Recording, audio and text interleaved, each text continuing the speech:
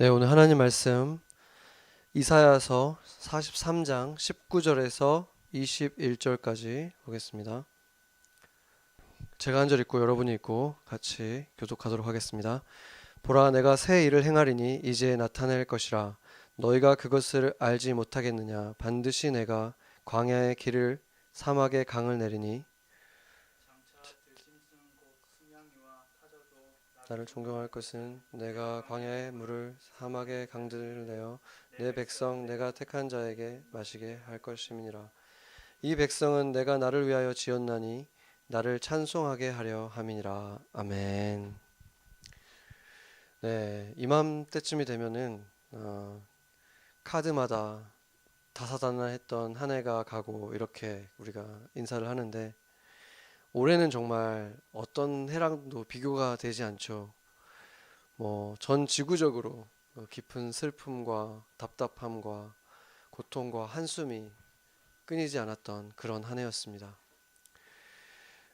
저희 이웃집에 저희 건너편 집에 한 미국 할머니가 사시는데, 저희가 만나서 인사를 했더니 잘 지내냐고 물어봤더니 1년 내내 그 투명한 버블 속에 있는 것 같다고, 버블 속에서 있는 것 같다고 이렇게 답답해 하시면서 유난히 올해는 열심히 동네를 걸으시더라고요. 거리에 가보면은 정말로 버블 모양의 그 레스토랑에 보면은 버블 모양으로 이렇게 비닐로 덮인 그런 식탁들이 있더라고요. 이제 그런 것들이 더 이상 우리가 낯설지 않은 풍경이 되었고, 또 마스크를 쓰고 있는 사람들을 보는 거가 더 자연스럽고, 누군가 마스크 벗고 있는 걸 보면 더 불안해지는 아주 특이한 그런 한 해를 우리가 보냈습니다. 과연 평범한 일상이라는 건 얼마나 남아있나 싶을 정도로 올 한 해는 정말 우리 모두가 빨리 끝나기를 원했던, 빨리 이 악몽과도 같았던 시간이 다 빨리 지나가기를 원했던 그런 한 해였습니다. 그래서 제가 말씀을 준비하면서 그런 마음을 주시더라고요. 우리 모두에게 지금은 이 마지막 날에 꼭 이 말을 해주면 좋겠다. 고생 많았습니다. 서로 해주면 좋을 것 같아요. 가족들끼리 있으면 서로 고생 많았습니다. 여기 예배 준비팀도 같이 한번 고생 많았습니다 인사하시면 좋을 것 같아요. 네, 고생 많았습니다. 네, 네, 많이 힘드셨을 거예요.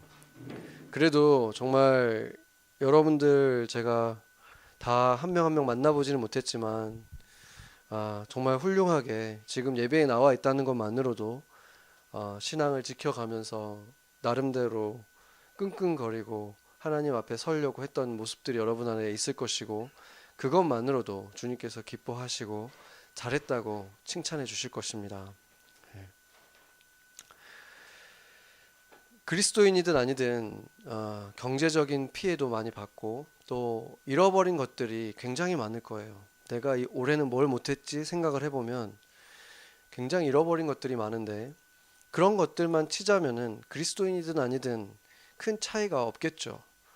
그렇지만 사실상 그 고통의 의미의 차이는 굉장히 크다는 것을 알 수 있습니다. 우리에게 이 엄청난 1년이라는 시간은 단지 운이 나빴기 때문도 아니고 어떤 몇몇 사람의 잘못 때문도 아니기 때문입니다. 우리가 다 깨닫지는 못한다고 할지라도 한 가지 확실한 것은, 이것은 결코 그냥 운이 없었기 때문에 우리가 이 시대에 태어난 것이 운이 없었다 이런 것이 아니고, 아무런 의미 없이 주어진 고통도 아니라는 사실입니다. 그리스도인들에게 있어서 고통의 시간은 아주 특별한 시간입니다. 마치 어떤 중국이라든지 북한이라든지 이렇게 억압을 받는 그런 곳에 있는 지하교회들이 있잖아요. 그들은 예배 드리는 것조차도 숨죽여야 했던 그런 사람들인데, 예전에 로마 시대가 또 그런 시대였죠. 붙들려 가서 원형 경기장에서 그 사자밥이 되기도 하고, 그렇게 그 로마의 폭정 아래에서 그리스도인들의 모습은 아주 비참했습니다. 아주 소수의 그리스도인들이 정말 힘겹게 만나서 예배드리고 했던 그런 시대였는데, 그런 소수의 그리스도인들이 로마 제국 전체에 큰 영향을 끼치는 종교가 될 수 있었던 때는 다름이 아니라 바로 이렇게 역병이 창궐했던 때였다는 것입니다. 그 역병이 창궐하자마자 돈이 많았던 로마인들은 모두 시골로, 지방으로 다 급히 떠나갔습니다. 도시에 남은 사람들은 두려움에 떨면서 자신의 가족들까지도 숨이 붙어 있지만 다 내다 버렸다고 전해집니다. 그런 최악의 순간에 빛을 발했던 것이 바로 작은 소수의 그리스도인들이었다는 것입니다. 내 이웃을 내 몸과 같이 사랑하라. 그 말씀을 지켜보려고 숨이 붙어 있는데도 버려져 있는 사람들을 그들이 데리고 가서 극진히 보살폈던 것입니다. 그 어둠의 시간에 그들은 보이는 것이 전부라고 믿고 그것을 위해서 모든 것을 걸고 살아갔던 세상 사람들과는 극명한 차이를 그들 스스로도 발견하게 됐고, 그 차이를 그 어둠의 시간에 드러낸 것입니다. 보석이 만들어지는 시간은 흑암에 있습니다. 원래 가장 존귀한 보석들은 그냥 흙 밖에 있는 게 아니라 깊고 어두운 땅 깊은 곳에 숨겨져 있잖아요. 그 원석들을 우리가 발견했다고 하더라도 그 원석 상태 자체로 봤을 때는 볼품이 없어서 사람들의 눈길을 끌지를 못하죠. 그것을 이제 세공이라는 과정을 통해서 다 떨어낼 것들을 다 떨어낼 때, 그 아픔의 과정을 지나고 나면 그제서야 원석은 눈부시게 아름다운 보석이 되는 것입니다. 구약 성경에는 하나님의 백성이라고 불렸던 이스라엘의 삶을 보면 역경의 연속이었습니다. 400년이나 노예 생활을 하기도 했고 잦은 침탈을 당했습니다. 특히나 그들 가운데 있어서도 가장 많은 고난들을 당했던 사람들은 누구냐면 하나님이 정말 사랑했다고 말했던 그 지도자들, 특히나 이름 자체가 하나님의 사랑받는 자라고 불리우는 사람, 그리고 하나님이 직접 부른 이름 가운데에서 가장 자주 하나님이 직접 부르셨던 그 이름 누구입니까? 다윗이죠. 그 다윗의 인생을 보면 크나큰 고난들이 계속해서 이어졌다는 사실을 우리가 볼 수 있게 됩니다. 고난을 지날 때 그는 이런 찬양을 했습니다. 시편 42편 8절을 한번 보겠습니다. 네, 시편 42편 8절을 보면 낮에는 여호와께서 그의 인자하심을 베푸시고 밤에는 그의 찬송이 내게 있어 생명의 하나님께 기도하리로다. 아멘. 인생의 낮, 그러니까 밝은 날이라는 거죠. 기쁨이 있고 그냥 즐길 수 있는 것들이 많은 그런 때에는 하나님의 그 인자하심을 누리는 삶을 살다가 인생의 밤이 되면 무엇을 하는지 봤더니 다윗이 뭐라고 하냐면 생명의 하나님을 향한 찬송을 드리고 기도를 드리겠다라면서 노래하고 있는 것입니다. 이것이 무엇을 말해줍니까? 시편 62편 1절을 보죠. 여러분도 잘 아는 성경인데, 나의 영혼이 잠잠히 하나님만 바라며 나의 구원이 그에게서 나오는도다. 아멘. 그는 그런 인생의 밤들을 지나면서 그렇게 보석이 되어간 것입니다. 인생의 밤에도 하나님을 찬송할 수 있는 영혼의 고요함을 얻은 것입니다. 그리고 신약 성경을 보면 신약 성경에서 가장 자주 등장하는 인물이 누구입니까? 사도 요한입니까? 사도 베드로입니까? 아니죠. 가장 많이 등장하는 사람은 바울입니다. 그게 무엇을 말해주겠습니까? 주님께서 그 이후에 계속해서 만들어져 가는 우리 제자들, 그리스도인들이 가장 많이 본받았으면 좋겠는 모습을 가장 많이 보여주고 싶은 제자가 바로 바울이었다는 것입니다.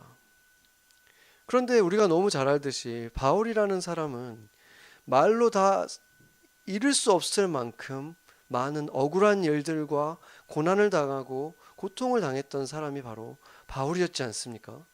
하나님이 바울을 사랑하지 않았기 때문에 그랬겠습니까? 그럴 리가 없는 거잖아요.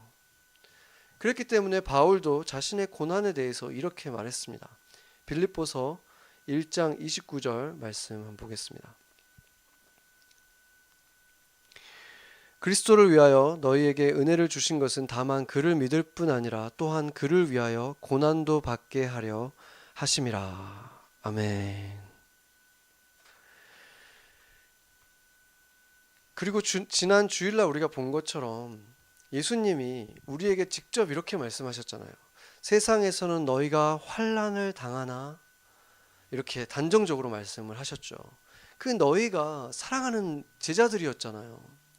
내가 너무나 사랑하는 너희들, 그 포도나무에 붙어 있기를 원하는 그들, 내가 너희들을 위해서 천국에 지금 방을 마련하러 가겠다고 말했던 바로 그 너희들 안에 속해 있는 그들에게 지금 말하는 거예요. 너희가 환난을 당할 것이다. 그렇기 때문에 우리가 환난을 당할 때, 주님께서 지금 이 말씀을 했을 때 우리 안에 두려움이 찾아옵니까? 주님께서 이 말을 하고 나서 뭐라 그랬습니까? 그러나 담대하라. 왜 이것이 우리에게 두려움을 주는 말이 아닌 것입니까? 왜냐하면 주님께서 지금 어려움이 찾아올 걸 말씀하셨지만 그럼에도 그것이 우리에게 평안을 주는 이유는 주님이 우리가 지금 지나가는 그 고통을 아신다는 뜻이기 때문입니다. 우리가 겪어왔던 그 고난의 시간을 주님이 컨트롤할 수 없는 상태에서 주님도 어쩔 수 없이 지나가게 된 고난이 아니었기 때문에, 그것을 우리가 안다면 주님이 허락하셨구나, 이 사실을 안다면 그것은 오히려 우리에게 평안을 준다는 것입니다. 그리고 그 고난이 우리에게 일어난 것은 아무런 의미 없는 고난일 수가 없다는 것을 우리가 알기 때문에 우리는 또한 그 순간 그걸 다 이해하지는 못해도 주님이 주시는 평안을 누릴 수가 있는 것입니다.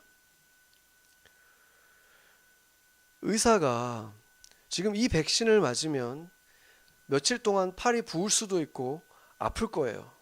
이렇게 말해주면 그게 너무 아플 것 같으니까 두려워서 백신을 맞지 않을 사람이 있겠습니까? 지금 우리가 다 코로나 백신 우리는 언제 맞게 되지 이러고 있잖아요. 근데 백신을 준다고 하는데 거기에 맞으면 일주일 정도는 붓고 아플 텐데 아플 거라고 말해주니까 그 의사를 미워하겠습니까? 아니면 그 말을 듣고 나서 두려워서 주사를 안 맞겠습니까?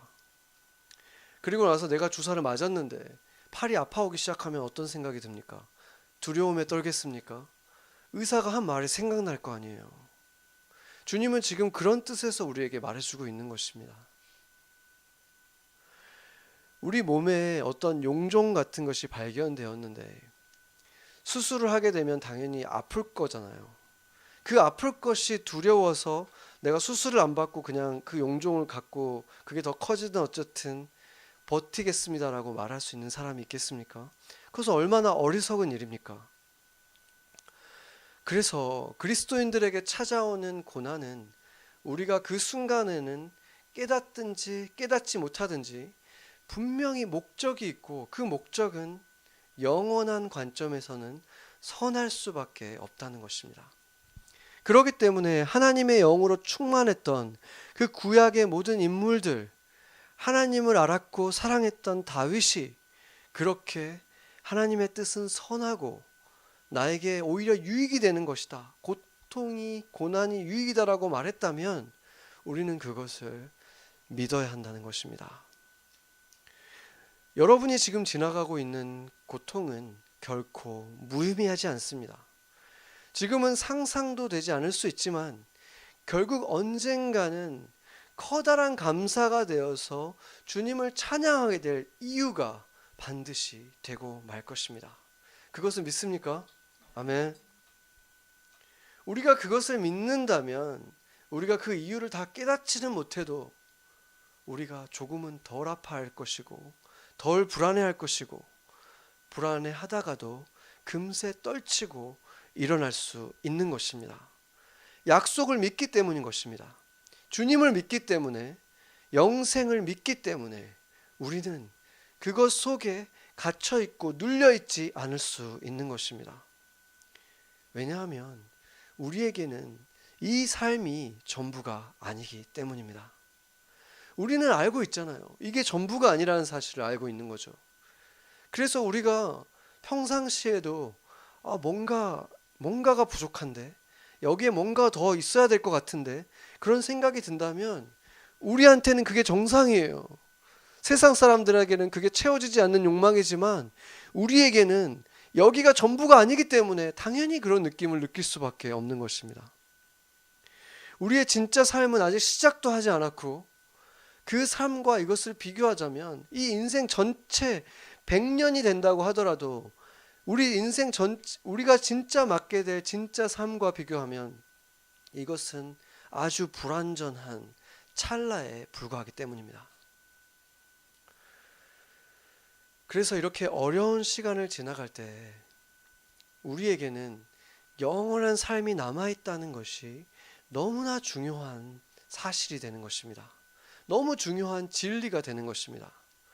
우리 삶이 편안하고 좋은 날들에는 혹시 천국이 없더라도, 만약에 죽었는데 천국이 없더라도 내가 주님께서 가르쳐주는 성경에서 있는 이 보화 같은 많은 지혜들 때문에 내 인생 편안하게 살았으니까, 내 인생에서 누린 게 있으니까 손해볼 건 없지, 이렇게 살 수도 있잖아요. 크리스찬들 중에서 그런 신앙생활을 할 수 있었던 사람들도 이런 고난의 날을 맞았을 때에는 내게 영생이 있는 게 얼마나 다행인가, 이게 전부가 아닌 게 얼마나 다행인가, 내 인생 지금 보이는 이것들 가운데에서 정말 가치 있는 것이 무엇인가 분별할 수 있는 시간이 우리에게 주어지는 것입니다.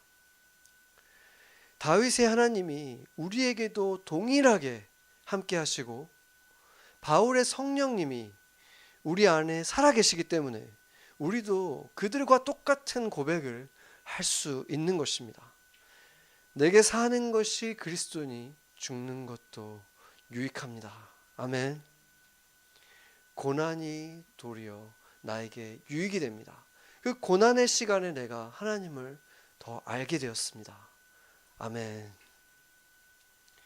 암흑 속에서 우리는 보이지 않던 진리를 더 갈망하게 되고 그 진리를 조금씩 더 보기 시작하는 일이 일어나기 때문입니다.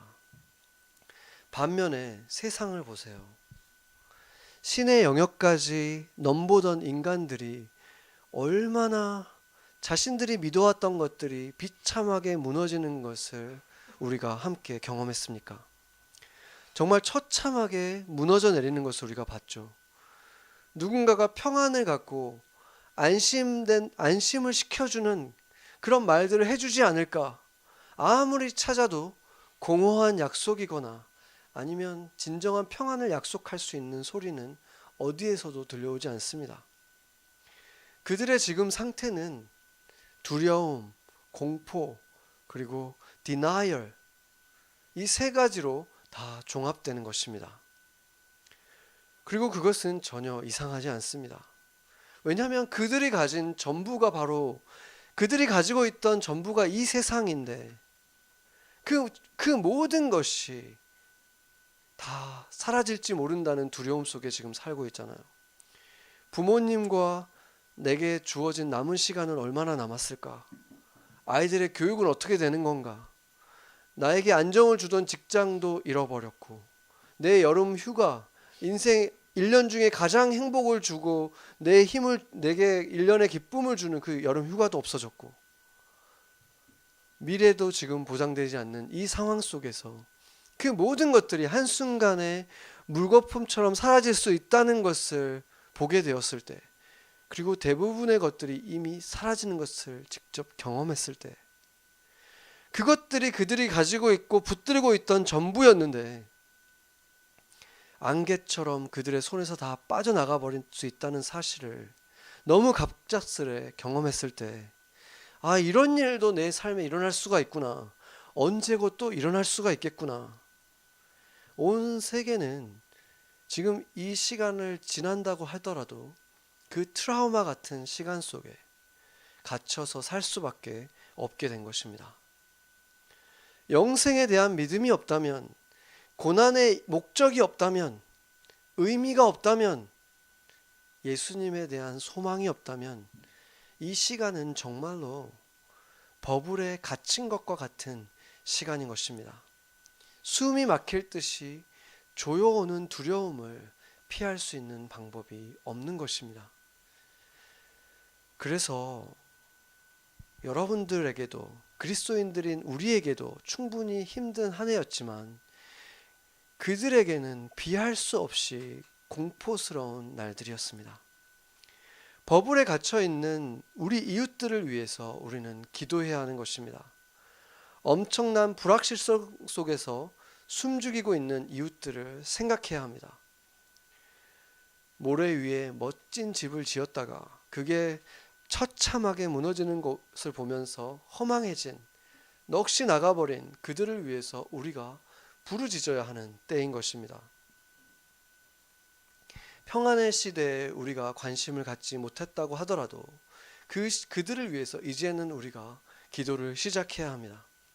로마 시대의 그리스도인들처럼 우리 안에 있는 빛을 발견하고 드러내는 시간이 바로 이런 암흑의 시간이 되어야 하는 것입니다. 제가 만난 그 우리 이웃집 할머니의 이름은 조한나입니다. 몇 년 전에 저희 교회에서 그 크로스를 할 때 불신자들을 초대하잖아요. 그때 저희가 초대하기도 했었습니다. 그분은 몇 년 전 은퇴한 남편 짐과 함께 두 분이 함께 사시는데 바로 여기서 보이는 집이에요. 이 건너편에 있는데, 그 가족은 아직 예수님을 믿지 않는데 저희가 그 두 분을 만나면 항상 반갑게 인사해드리고, 또 성탄절이 되면 지금 아마 한 7년 정도 매년 그 우리 가족 사진을 붙여가지고 카드를 이렇게 보내드렸어요. 하나님이 당신을 사랑하십니다, 이렇게 하면서 예수님 믿기를 원한다고. 그랬는데 답장은 한 번도 보내주시지 않았죠. 그냥 문자로 답장이 오곤 했었는데 작년부터 이제 저희에게 카드를 다시 답장으로 보내주더라고요. 근데 작년 답장만 해도, 미국 분들은 카드를 쓸 때 내용을 안 써요. 그냥 카드의 내용이 이미 프린트돼 있잖아요. 그러면 밑에 그냥 이렇게 자기 사인만 해가지고 이름만 써가지고 이렇게 보내주더라고요, 미국 분들은. 근데 작년에는 그냥 그렇게 사인만 해서 보내줬는데 올해는 이렇게 위에까지 이렇게 장문으로 이렇게 쫙 보내주는 거예요. 아이들 크는 것을 바라보는 게 너무 행복하고, 이렇게 보내준 사진이 자기들 마음을 항상 너무 따뜻하게 해준다, 이렇게 그냥 장문의 편지를 써서 보내주시더라고요. 저희가 한 일이 뭐 대단한 일이 아니잖아요. 그냥 카드 한 장 보내드린 일이고, 보면 그냥 반갑게 인사하는 건데, 그 우리 이웃들에게 우리가 드린 그 작은 사랑의 표현들이 그들 마음을 따뜻하게 해줬다는 거잖아요. 그게 결국에는 언젠가 그들이 예수님이 필요로 할 때 그 필요로 하다는 것을 더 느끼게 만들어주고 예수님께 마음을 여는 그 기회가 되지 않겠습니까? 바로 그런 작은 표현들이 어느 때보다도 이분들에게 필요하다는 거예요. 우리 안에 있는 그 작은 소망의 이유를 어떤 방식으로든 보여줄 수 있다면 그것이 지금 우리가 해야 할 일이라는 것입니다. 그들에게는 지금 정말 작은 소망이 필요한 때인 것입니다. 예수님께서 고향인 나사렛에 이르셨을 때 마침 그때가 안식일이었습니다. 예수님은 그곳의 강단에 서셔서 이사야서를 펼치신 다음에 읽으셨죠. 누가복음 4장 18절에서 19절 말씀 보면은 제가 읽겠습니다.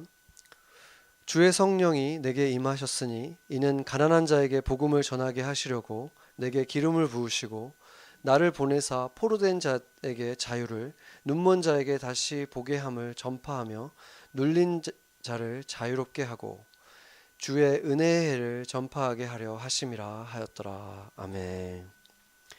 예수님께서 이 말씀을 펼치시고 읽으신 거예요. 낭독을 하신 다음에 다시 자리로 돌아가서 앉으셨는데, 이 말씀은 아주 자주 들었던 말씀이죠. 이사야서를 워낙 그들은 많이 낭독을 했기 때문에. 그런데 그 말씀을 들었을 때 사람들은 자리에 앉은 예수님을 이렇게 다들 그 주목을 하게 된 거예요.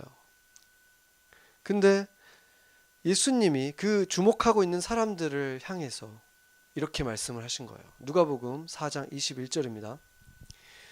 그 자리에서 그 사람들을 바라보면서 이렇게 말씀하셨습니다. 이에 예수께서 그들에게 말씀하시되 이 글이 오늘 너희 귀에 응하였느니라 하시니. 아멘. 그 장면을 상상해 보면은 정말 이렇게 어떻게 보면 약간 이렇게 소름이 딱 끼치는, 으쓱하게 되는 그런 장면이에요. 하나님의 말씀을 지금, 행색은 자기의 고향에 살았을 때는 예수님이 목수였잖아요. 목수는 그때 당시에 그냥 건설 노동자거든요. 하층민이에요. 그냥 그 똑같은 모습에 예수님이 돌아와가지고, 고향에 돌아와가지고 갑자기 랍비나 서는 곳에 서가지고 낭독을 하는데 사람들이 좀 궁시렁거릴 만한 상황인데 전혀 그렇게 할 수가 없었던 거예요. 사람들이 뭔가 그분이 말할 때 어떤 힘을 느끼면서 이렇게 놀라워했던 그런 장면이죠.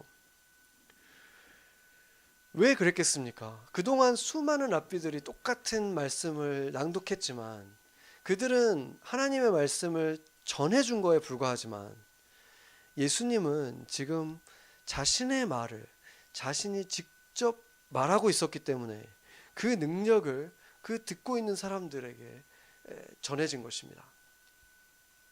그러면서 예수님이 자신이 무엇 때문에 여기에 왔고 그것이 지금 응하였다라고 말씀하셨습니까? 주의 은혜의 해를 전파하러 오셨다고 하셨죠.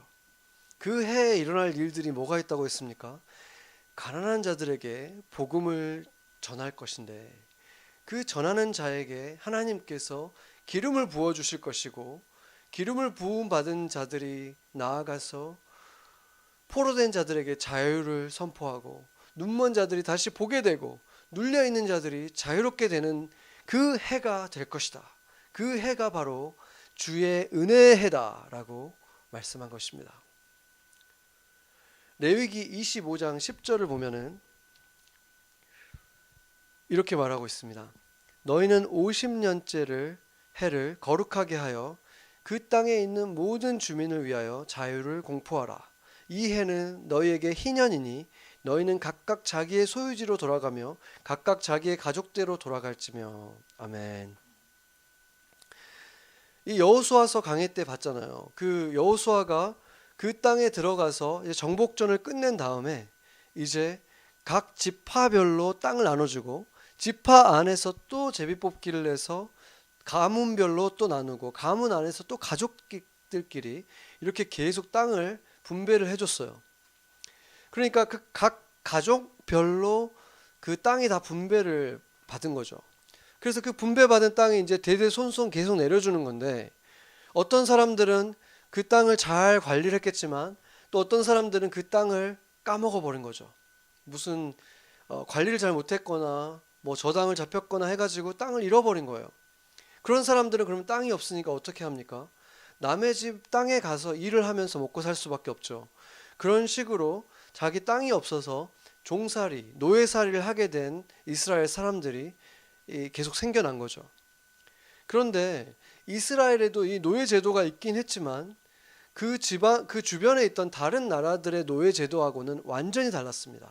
왜냐하면 다른 지방에 한번 노예가 되면 그냥 평생 노예인 것이고 노예 자식으로 태어나면 또 노예인 거예요. 그런데 이 이스라엘에는 처우 자체도 달랐지만 가장 큰 차이점은 뭐냐면 노예로 있을 수 있는 최장 기간이 6년이었어요.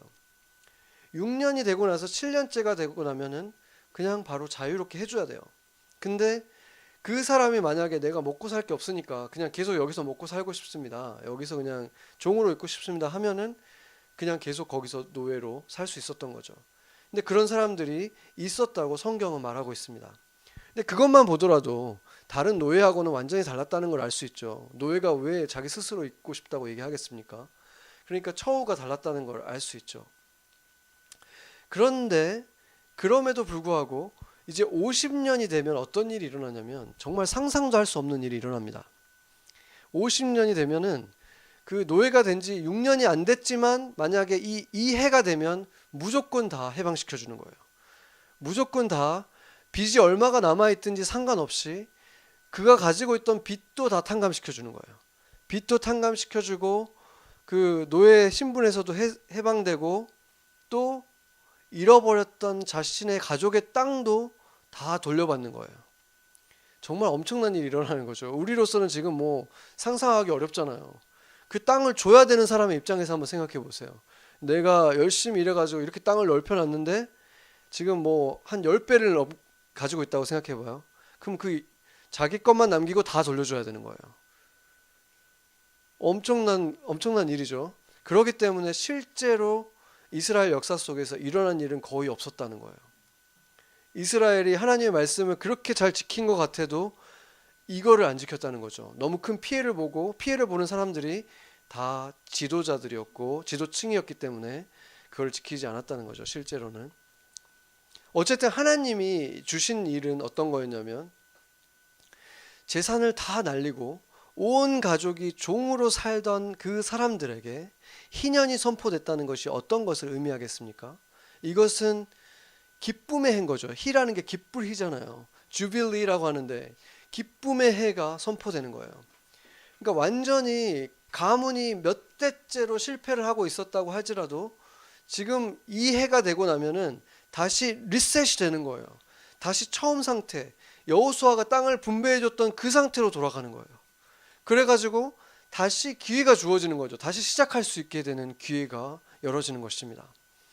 그렇다면 길게는 지금 50년 만에 조상의 땅을 되찾아서 그 땅에 이제 다시 돌아온 거잖아요.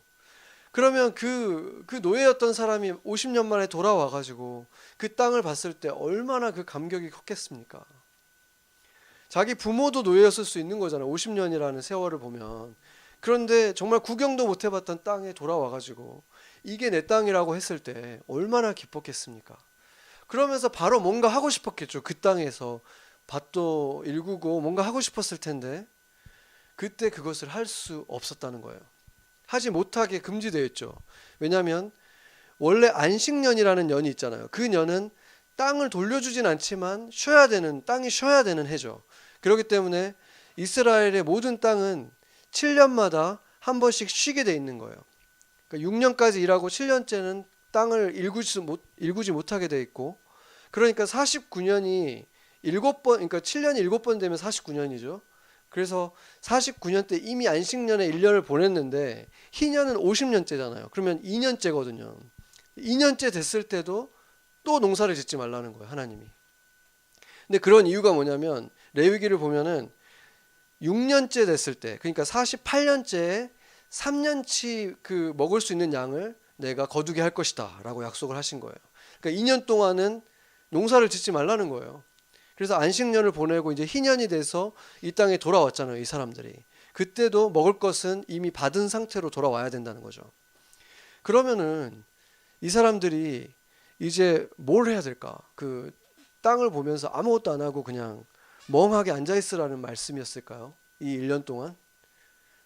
뭐 한 달도 아니고 일주일도 아니고 1년 동안 아무것도 안 하고 그냥 그것만 바라보고 있으라는 것이 아닌 거죠. 예수님이 이 희년에 대해서 뭐라고 말씀하셨습니까? 기쁨의 소식을 전한다 그랬잖아요.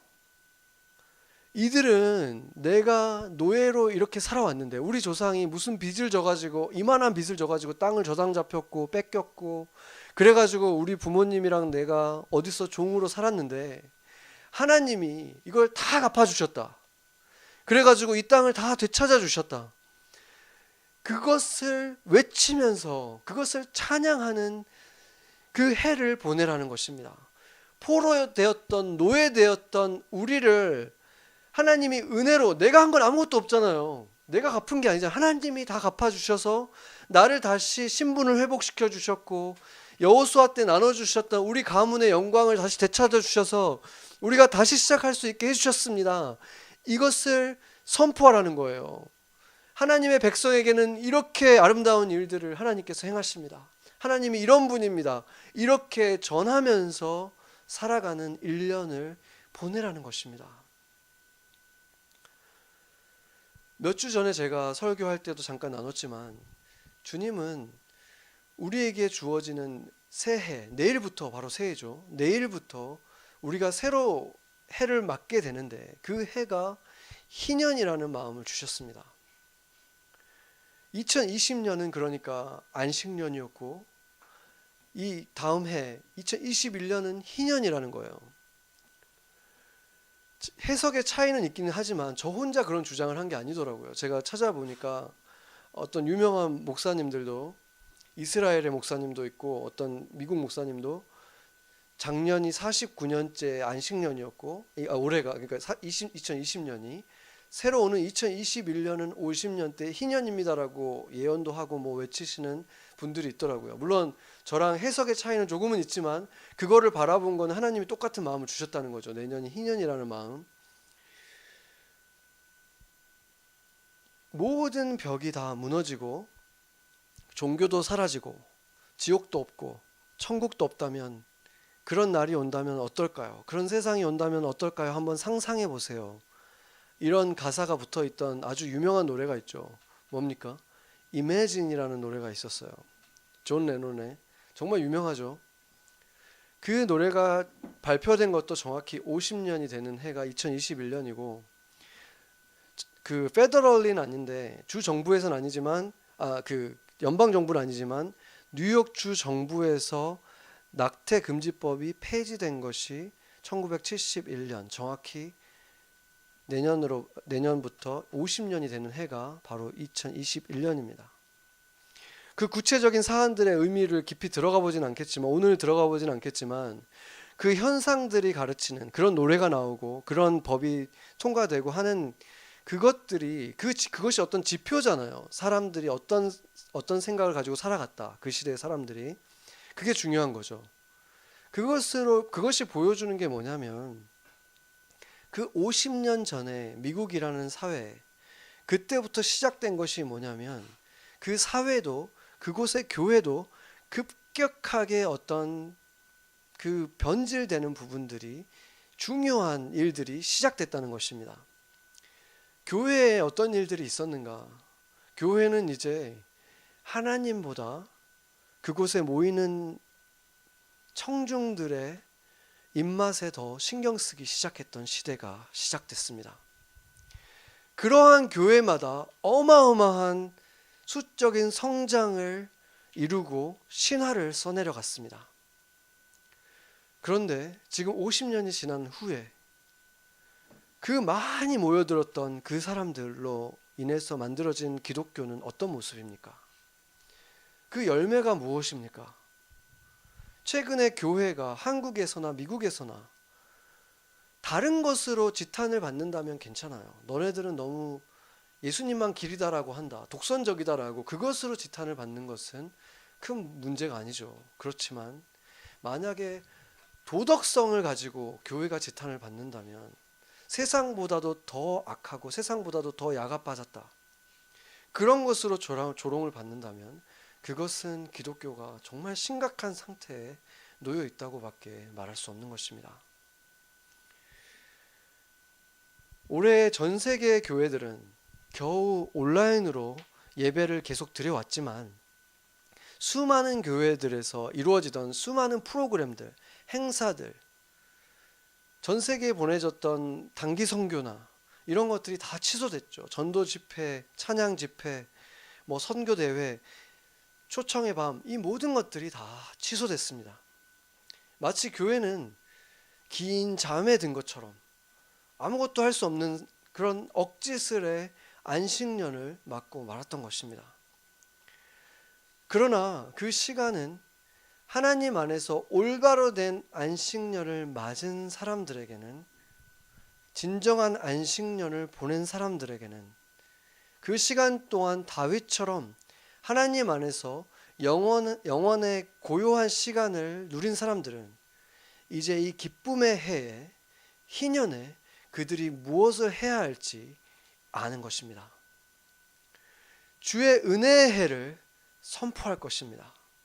그 희년에 우리는 가난한 자에게 복음을 전할 것이고 그때 주님은 우리에게 약속하신 대로 기름을 부어주실 것입니다.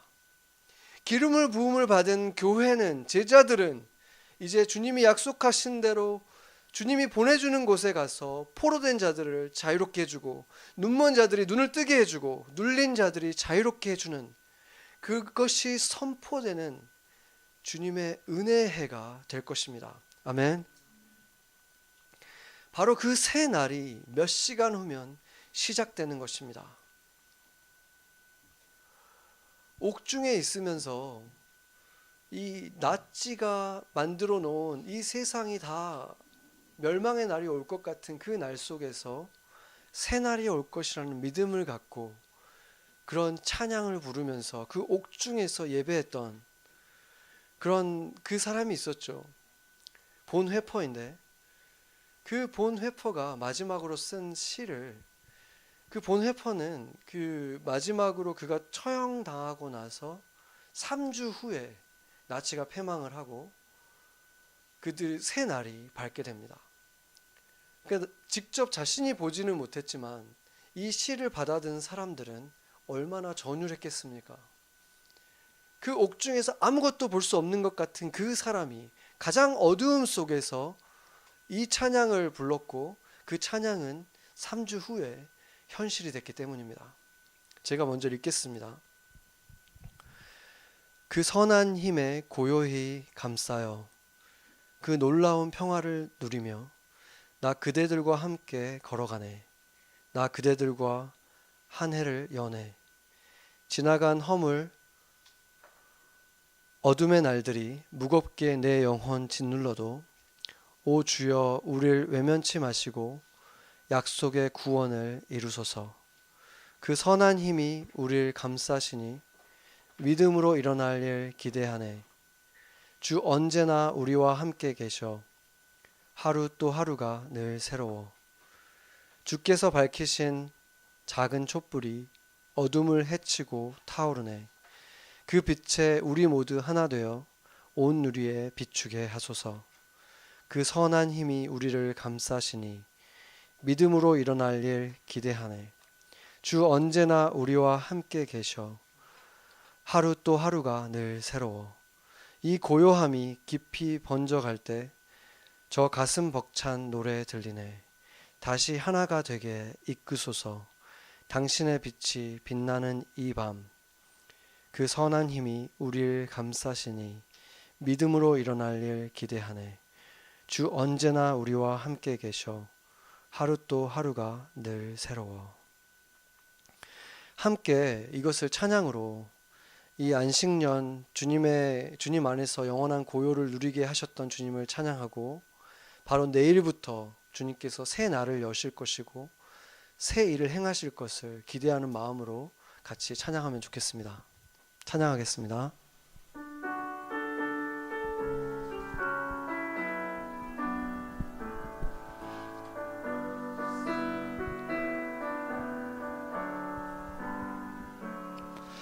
그 선한 힘을 고요히 감싸여 그 놀라운 평화를 누리며 나 그대들과 함께 걸어가는 나 그대들과 한 해를 여는 지나간 너물 어둠의 날들이 무겁게 내 영혼 짓눌러도 오 주여 우리 외면치 마시고 약속의 구원을 이루소서. 그 선한 힘이 우리 감싸시니 믿음으로 일어나리 기대하네. 주 언제나 우리와 함께 계셔 하루 또 하루가 늘 새로워. 주께서 밝히신 작은 촛불이 어두운 물에 치고 타오르네. 그 빛에 우리 모두 하나 되어 온 누리에 비추게 하소서. 그 선한 힘이 우리 감싸시니 믿음으로 일어나리 기대하네. 주 언제나 우리와 함께 계셔. 하루 또 하루가 늘 새로워. 이 고요함이 깊이 번져갈 때 저 가슴 벅찬 노래 들리네. 다시 하나가 되게 이끄소서. 당신의 빛이 빛나는 이 밤. 그 선한 힘이 우릴 감싸시니 믿음으로 일어나리 기대하네. 주 언제나 우리와 함께 계셔. 하루 또 하루가 늘 새로워. 4절 한 번만 더 하겠습니다. 이 고요함이 깊이 번져갈 때 저 가슴 벅찬 노래 들리네. 다시 하나가 되게 이끄소서. 당신의 빛이 빛나는 이 밤. 그 선한 힘이 우릴 감싸시니 믿음으로 일어나를 기대하네. 주 언제나 우리와 함께 계셔. 하루 또 하루가 늘 새로워. 그 선한 힘이 마지막으로 하겠습니다. 그 선한 힘이 우리 감싸시니 믿음으로 일어나리 기대하네. 주 언제나 우리와 함께 계셔. 하루 또 하루가 늘 새로워. 하루 또 하루가 늘 새로워. 기도하겠습니다. 보라, 내가 새 일을 행하리니 이제 나타낼 것이라. 너희가 그것을 알지 못하겠느냐? 반드시 내가 광야의 길을 사막의 강을 내리니 장차 들짐승들 곧 승냥이와 타조도 나를 존경할 것은 내가 광야의 물을 사막의 강들을 내어 내 백성 내가 택한 자에게 마시게 할 것임이라. 이 백성은 내가 나를 위하여 지었나니 나를 찬송하게 하려 함이니라. 몇 시간 후 우리에게 주실 완전히 새로운 해를 기대합니다. 광야에도 길을 내시고 사막에도 강을 내시는 주님을 믿습니다. 우리를 공격하고 조롱하던 세상도 우리에게 있는 빛을 보고 우리가 예수님의 이름으로 살아가는 착한 행실을 보며 예수님을 존경하는 일들이 일어날 것입니다. 주께서 새 일을 행하실 때 주님을 위해 지으신 우리가 부끄러움 없이 두려움 없이 주의 이름을 찬송하는 소리가 되게 하시옵소서. 한 해에 많은 어려움을 겪은 우리 지체들을 위로하시고 소망으로 가슴 벅찬 밤이 되게 해 주시옵소서.